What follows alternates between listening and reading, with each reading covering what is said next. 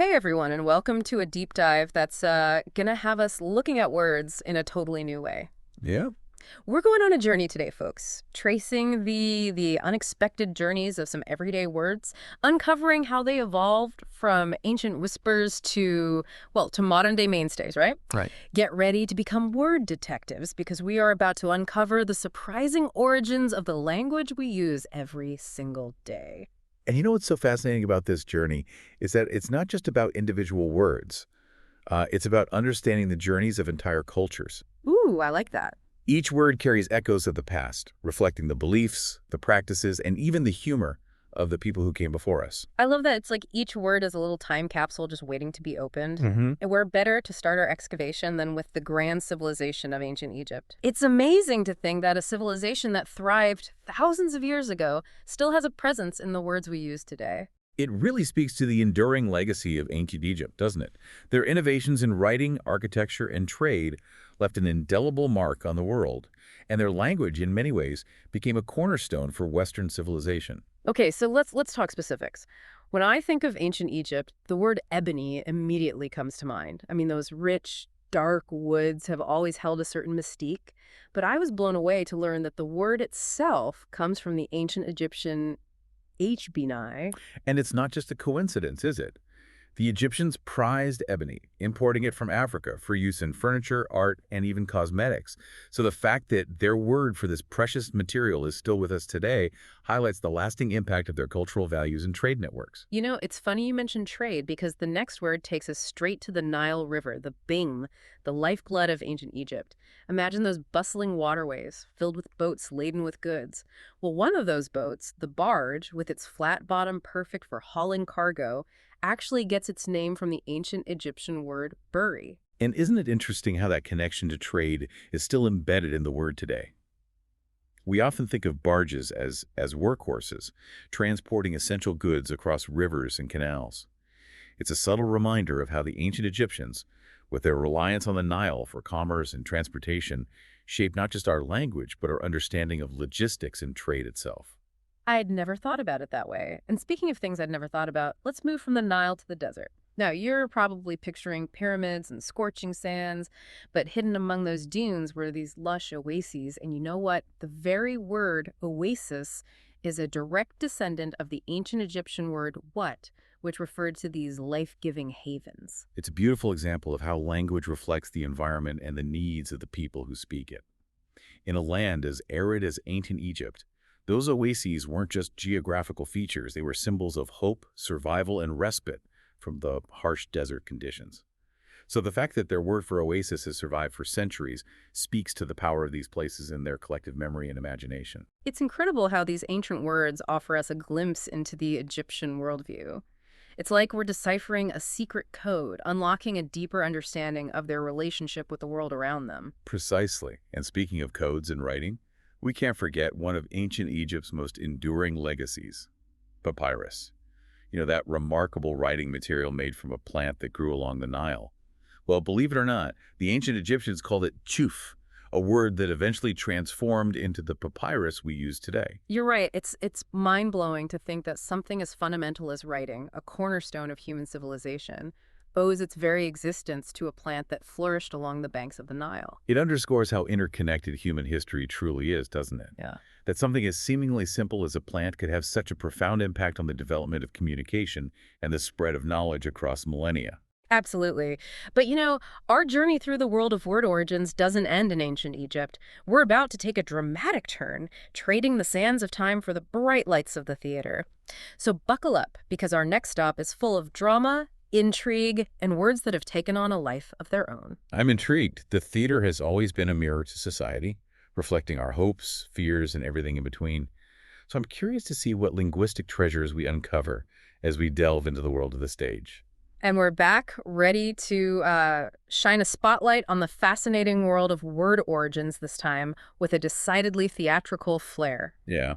I have to admit, when I first learned about how many everyday words have roots in the theater, I was completely floored. Right. It's like those stages held a linguistic magic show, with terms transforming from behind-the-scenes jargon to everyday expressions. It's a testament to the enduring power of storytelling, isn't it? Mm-hmm. The theater, with its emphasis on drama, conflict, and human emotion, has a way of capturing the essence of life itself. And it seems that as we watch those stories unfold on stage, we couldn't help but weave some of those theatrical terms into the fabric of our own language. It makes you wonder if Shakespeare knew just how much he was influencing everyday conversations, even centuries later. Right.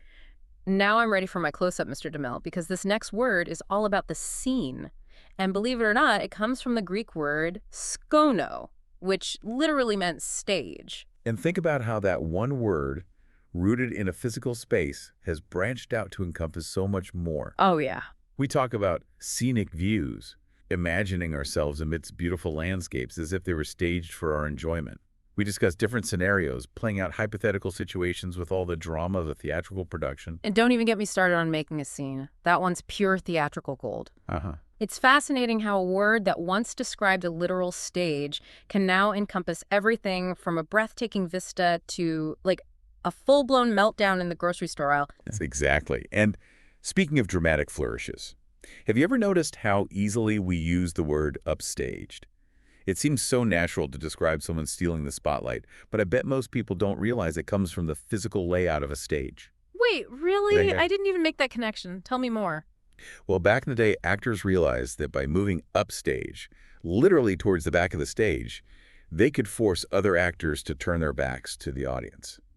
It was a subtle but effective way of drawing attention and, well, upstaging their fellow performers. So it was a power move disguised as stage direction. Exactly. I love it. That's way more interesting than just saying, like, someone was being a show-off. Exactly. And it highlights how even the simplest words can carry layers of meaning often drawn from very specific historical or cultural contexts. Okay, this next one really tickled me when I learned about it.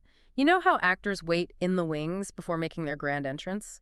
Well, the image of those anxious performers, hidden from view but ready to take the stage, perfectly captures the anticipation of what's to come. And let's not forget those moments when an actor has to wing it, improvising their lines when memory fails them. Well, right. It speaks to that element of risk and spontaneity that's so inherent to live performance. It makes you wonder if those whispered, off-script moments ever gave birth to even more memorable lines. But even without a touch of stage fright, sometimes we all just need to make our exit. And yes, you guessed it, even that simple word for leaving a room has theatrical roots. It comes from the Latin stage direction exit, meaning he goes out.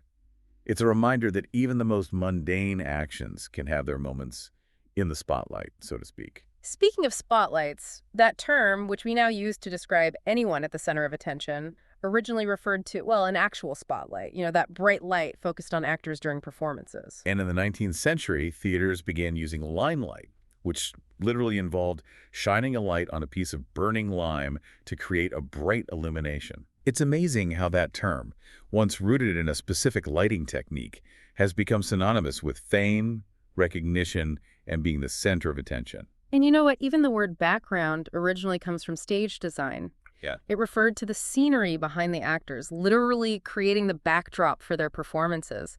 It's mind-blowing how many theatrical terms have seamlessly transitioned into our everyday vocabulary, adding a touch of drama and imagery to even the most ordinary conversations. It really is. But our linguistic journey doesn't end there. Are you ready to set sail on the high seas? Absolutely. I'm ready to chart a course through the world of nautical terms, uncovering the stories behind those seafaring expressions that have found a permanent harbor in our language. All right, word detectives, prepare to come ashore because we're diving into the fascinating world of nautical terms. I don't know about you, but I've always been captivated by the sea and learning how, the language of sailors has, seeped into our everyday conversations has been an absolute delight. Yeah. It's a testament to the powerful connection between humanity and the ocean, isn't it? Mm-hmm. For centuries, the sea represented the unknown, a place of both peril and possibility. And as sailors navigated those uncharted waters, they developed a vocabulary as rich and evocative as the ocean itself. So true. It's like their words carried the salt spray and the crashing waves, like transporting those experiences from the ship's deck to our everyday lives. Okay, I'm ready to set sail with this next one. Yeah. When you think of nautical speed, the word knots probably comes to mind, right? Right. But did you ever stop to wonder why we measure speed at sea using knots, of all things? Oh, it's a question that puzzled me for years, but Yeah. the answer is actually quite ingenious. You see, sailors used to measure a ship's speed by tossing a knotted rope, literally called a log, overboard.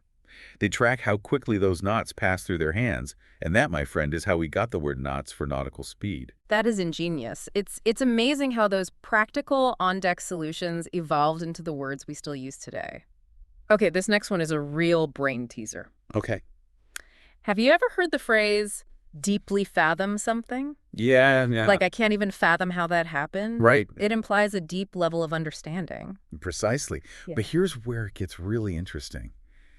The word fathom originally referred to an arm span, which sailors used to measure the depth of the water. It comes from the Old English word for arm span. Hmm. It's incredible how a word for a physical measurement transformed into a way to describe understanding something thoroughly. Wow, I never would guess that. It's like those sailors were stretching out their arms, like, not just to measure the ocean's depths, but also to, like, grasp the complexities of the world around them. That's a beautiful way to put it. Okay, this next phrase always makes me think of, like, pirates and swashbuckling adventures. Have you ever heard the expression cut and run? Yes. It evokes a sense of urgency, doesn't it? Mm-hmm. A need for a quick escape. Right, exactly. And the origin of the phrase is just as dramatic. Imagine a ship in danger, needing to make a hasty retreat. Mm-hmm. They would literally cut their anchor line and run from the threat, Wow. giving it the phrase cut and run to describe a swift and decisive departure, often in the face of danger. Talk about a high-stakes situation. It makes you realize that, like, for sailors, the right words at the right time could mean the difference between, like, escape and disaster. Absolutely. Okay, this next one is a bit more subtle, but we've all felt it at some point. Okay. Have you ever been caught off guard, totally blindsided by something? Like Okay. you were taken aback? Indeed. It's that feeling of being startled, thrown off balance, almost as if the wind has been knocked out of your sails. Right. And that's not too far from the truth. The phrase taken aback originates from the experience of a ship suddenly hit by a strong gust of wind, sails pushed backwards, momentarily halting its progress. It's funny how those visceral experiences at sea translate so perfectly to our emotional states. Okay, last one, and this one's for all you go-getters out there. Right. Have you ever heard the phrase hand over fist? It means doing something quickly and efficiently, right? Exactly. And its nautical roots are just as energetic. Oh, okay. It brings to mind the image of sailors rapidly pulling ropes, hand over fist, to raise the sails. It was a task that required speed, coordination, and a whole lot of effort. Wow, what an incredible journey this has been. Yeah. We've traveled through time, exploring how ancient civilizations, theatrical traditions, and even the boundless sea have like shaped the very words we use every single day. It's a testament to the remarkable power of language, isn't it? How it evolves, adapts, and connects us across cultures and throughout history. Mm. The words we take for granted are like hidden treasures, each with a fascinating story to tell. It's true. And the best part is that these discoveries are just the tip of the iceberg. There are countless other words out there, each with its own unique origin story waiting to be uncovered. So the next time you stumble upon a word that piques your curiosity, don't let it sail away. Dive in, explore its depths, and see what linguistic treasures you can unearth. Who knows, you might be surprised by the fascinating journeys you'll take and the unexpected connections you'll make.